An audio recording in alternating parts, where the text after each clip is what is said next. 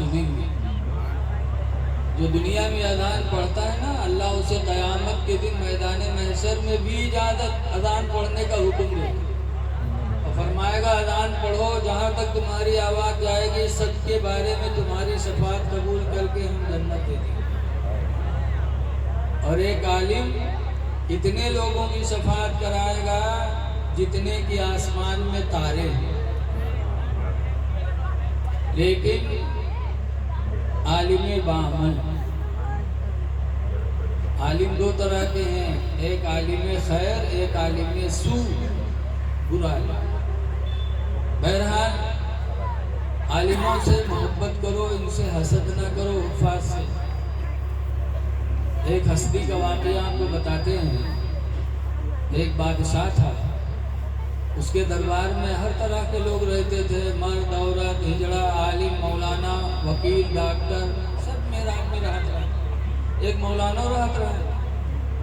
मौलाना बैठे रहे कुर्सी पर। जब शाम के जाए लगे तो बादशाह से मुसाफिर मिलावे। बादशाह गहरा कैस दे दे मुसाफिर मौलाना की जिंदगी कटे और सब काम करे तब पावे। तो वही में एक हिजड़ो रहे, हिजड़वा काम करे दिन भर तब 2 रुपया पावे शाम के।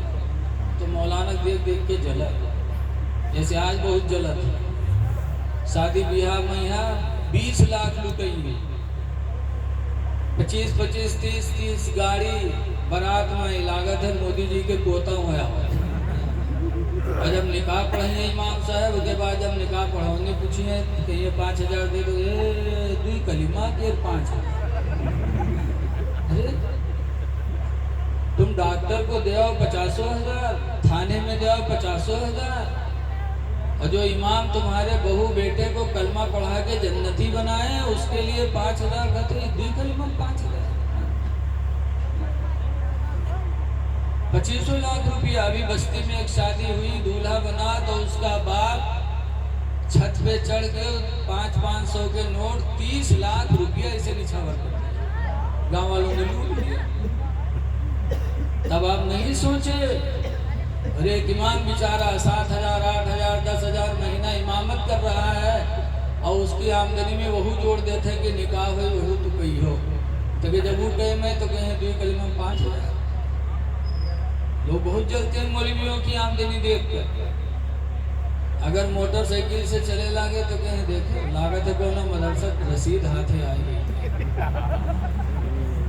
और अगर फटा पुराने हालत में रहे तो कहीं यार मौलवी बनाए का फायदा, देखो यार कपड़ों नहीं जुबाते हो, मौलवी ना बनाए चलो ना।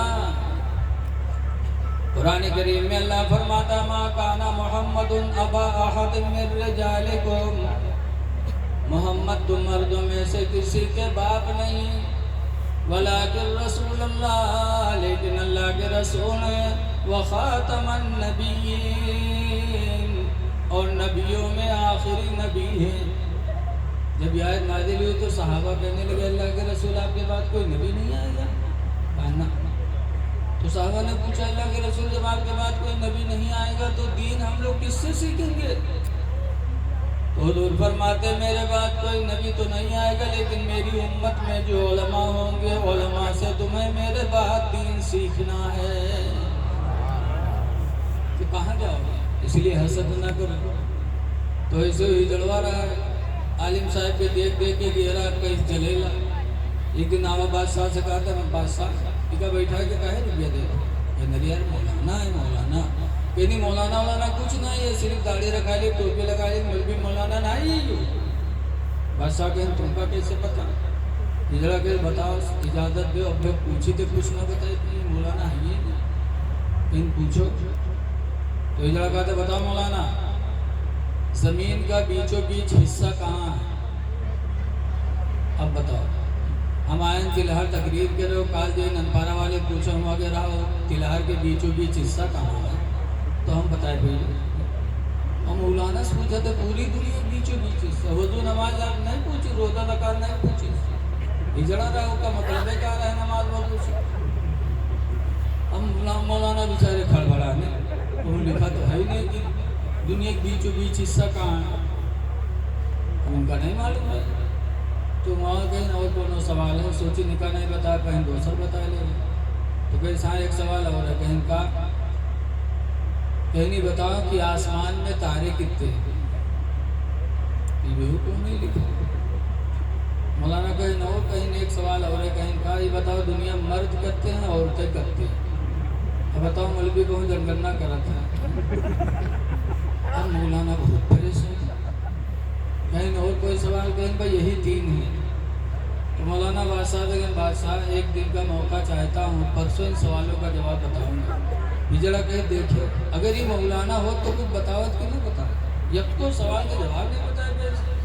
अब बादशाह का कहीं आज जब तुम मौलाना नहीं रहो तो काहे बैठ बैठ के नजराना लेके जाते रहो? ठीक है जाओ, अगर परसों नहीं बताया तो तुमको फांसी पे लटकाएंगे। और जमाने के बादशाह जो हम कहत रहे करत रहे। अब मौलाना बेचारे घरे गए, कौनो किताब में लिखा है तब तो देखें किताब। अब गए घरे, बुखार चढ़ा, ई करवट दू करवट सोचे पर कल तो फांसी हुई भी करे, जान गई है ना।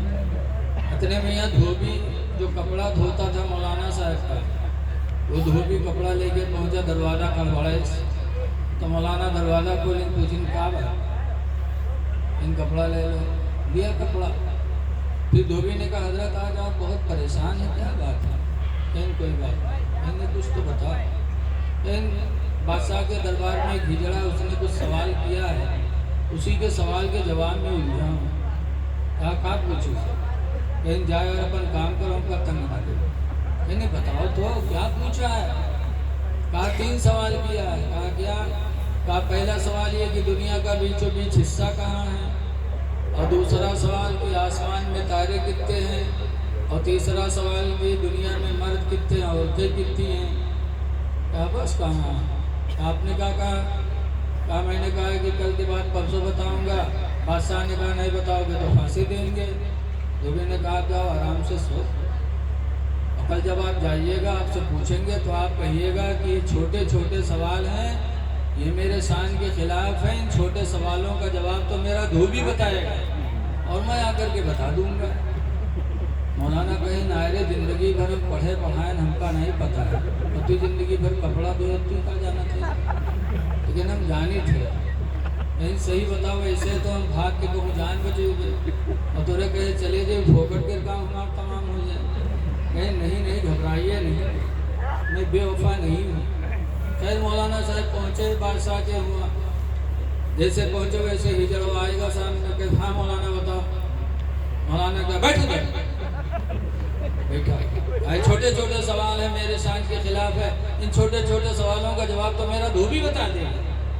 अच्छा कहाँ है धोबी? धोबी का इंतजार होने लगा। इतने में धोबी गधा पर बैठा और दरबार में पहुंच गया। जब इजाजत मिली अंदर जाने लगा तो गधा से उतरने, गधा समेत बादशाह के कमरे में घुसेगा। तो लोगों ने डांटा, कहा बदतमीज, यहाँ अच्छे लोग नहीं आने पाते तो गधा ला रहा। धोबी ने कहा हुजूर बादशाह मैं गधा लेकर आऊँगा, गधे के सवाल का जवाब गधा ही बताएगा, कोई दूसरा नहीं बता सकता, मैं गधा लेके आऊँगा। तो बादशाह मजबूर हो गए। धोबी गधा लेके अंदर पहुँचा, गधा से उतरा, हाथ में सोटा, इस कहाँ है जरा आया। कहा क्या है तेरा सवाल? कहा दुनिया का बीचों बीच हिस्सा कहाँ है? बस धोबी ने उसी सोटा से बादशाह की कुर्सी से इधर का कमरा नापा, इधर का नापा, उधर का नापा, और नाप करके डंडा खड़ा कर दिया। कहा जरा सुन, दुनिया का बीचों बीच हिस्सा यही है जहाँ बादशाह की कुर्सी पड़ी, और ना मान तो नाप के देख ले, इधर की दुनिया नाप ले, इधर की दुनिया नाप ले, पता चल गया। तो हिजड़ा का था सही कहा, जनता ना ऐसा वैसे फंसाए घूमे, कहीं नाही न जाना तो नाप लो, वो नाप सकता रहा है। पर बरेली नाप कर जाए तो हालत खराब हो जाए। पूरी दुनिया हिजड़वा का है, शक सुबह हो तो नाप के देख लो, इधर नाप लो, इधर नाप लो, इधर नाप लो, भाई पता चल गया। तो कहने ने सही कहा था। कहीं दूसरा सवाल क्या है? कहीं दूसरा सवाल ये है कि आसमान पर तारे कितने हैं? बस धोबी हुआ गधा के पूंछ पकड़े और कहे हिजड़ा सुन, गधे की पूंछ को छोड़कर इसके बदन में जितने बाल हैं उतने ही आसमान में तारे हैं, और न मान तो गिन के देख ले। तो वो गधा के बाल कहाँ गिर सकता है? तो कहने सही हत्या है, कहने ने गिन के देख ले शख्स सुबह तो कहने ने बस हत्ते नहीं। कहने तीसरा सवाल क्या है? कहा दुनिया में मर्द कितने औरतें कितने? मैं हिजड़ा ने आंख बंद किया, गिनती गिनना शुरू किया। 1 2 3 4 5 6 7 8 9 10 11 12 13 14 15 16 17 तक छोड़ दिया। फिर शुरू से 1 2 3 4 थोड़ी देर गिनी, फिर छोड़ दी। फिर 1 2 3 4 5 गिने चालू किए। 2 3 दफा गिनती गिनी छोड़ी, गिनती गिनी छोड़ी। उसके बाद आंखें खोली सो हिजड़वा पकड़े सो वही सोटा से पीटक शुरू की। तो हिजड़वा चिल्लान, कहीं बादशाह बचाइए बचाइए। बादशाह ने डांटा, कहा रे भाई हिजड़े को क्यों मार रहे? धोबी ने कहा चुप रहिए, मैं इसको खत्म कर दूंगा फिर बताऊंगा कितने मर्द हैं कितने औरतें। अरे ऐसा क्यों? कहा पहले इसको मार लेने दीजिए, मैं मर्दों की लेन अलग लगाता हूँ, औरतों की लेन अलग लगाता हूँ। जब मर्दों को गिनता होती उसमें घुस जाता है, औरतों को गिनता होती उसमें घुस जाता है। पहले इसको मार डालूंगा फिर बताऊंगा कितने मर्द हैं कितने औरतें। तब हिजड़वा हाथ जोड़ इसके बादशाह सलामत बचा लो, हम सब जलन में यहाँ कहा बचा लो बचा लो। तो रुसवा भी हुआ, बेइज्जत भी हुआ। भाई लोगों हसद ना करो, किसी से जलो ना। मोमिन की शान नहीं है किसी को देखकर जलना, किसी का मर्तबा देखकर जलना।